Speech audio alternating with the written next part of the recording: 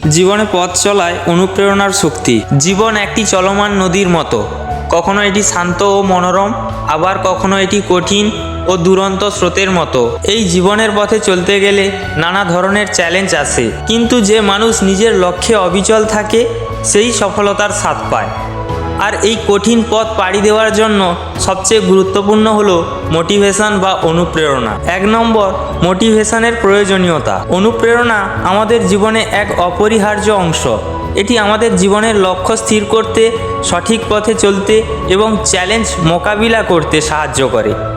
যখন আমরা হতাশ হই, আত্মবিশ্বাস হারাই, তখন মোটিভেশন আমাদের আবার শক্তি যোগায় এবং সামনের দিকে এগিয়ে যেতে উদ্ধত করে। 2 নম্বর, সফলতার জন্য মোটিভেশন কিভাবে কাজ করে। সফলতার জন্য পরিশ্রম ও ধৈর্য একান্ত প্রয়োজন, কিন্তু শুধু পরিশ্রম করলেই হবে না, এর সাথে চাই সঠিক দিক নির্দেশনা ও অনুপ্রেরণা। কিছু গুরুত্বপূর্ণ উপায় যেভাবে মোটিভেশন আমাদের সফলতার দিকে এগিয়ে নিয়ে যেতে সাহায্য করে। স্পষ্ট লক্ষ্য নির্ধারণ করা।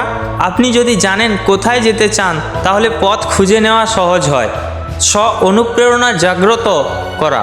নিজের লক্ষ্য সম্পর্কে সবসময় ইতিবাচক চিন্তা করুন। সফল ব্যক্তিদের জীবন থেকে শিক্ষা নেওয়া। যারা জীবনে বড় কিছু অর্জন করেছেন তাদের গল্প পড়ুন বা শুনুন। নিয়মিত চ্যালেঞ্জ নেওয়া। প্রতিদিন নিজেকে নতুন কিছু শেখানোর চেষ্টা করুন। 3 নম্বর, আত্মনিয়ন্ত্রণ ও ধৈর্যের শক্তি। সফল হতে হলে আত্মনিয়ন্ত্রণ ও ধৈর্য দরকার। আপনি যদি সহজেই হাল ছেড়ে দেন, তাহলে লক্ষ্য অর্জন সম্ভব হবে না। এজন্য ধৈর্য ধরে কাজ করে যেতে হবে এবং বাধাগুলোকে শেখার সুযোগ হিসেবে নিতে হবে। 4 নম্বর, কষ্ট ও ব্যর্থতা থেকে শিক্ষা নেওয়া। ব্যর্থতা জীবনের শেষ নয়, বরং এটি একটি নতুন শিক্ষার সুযোগ। বড় বড় সফল ব্যক্তিরাও জীবনে অনেকবার ব্যর্থ হয়েছেন, কিন্তু তারা হাল ছাড়েননি। উদাহরণস্বরূপ থমাস এডিসন 10,000 বার ব্যর্থ হয়ে অবশেষে বৈদ্যুতিক বাল্ব আবিষ্কার করেছিলেন। 5 নম্বর, নিজের ওপর বিশ্বাস রাখা। নিজের প্রতি বিশ্বাস থাকলে কোনো কিছুই অসম্ভব নয়। যদি আপনি ভাবেন যে আপনি পারবেন, তবে আপনি সত্যিই পারবেন।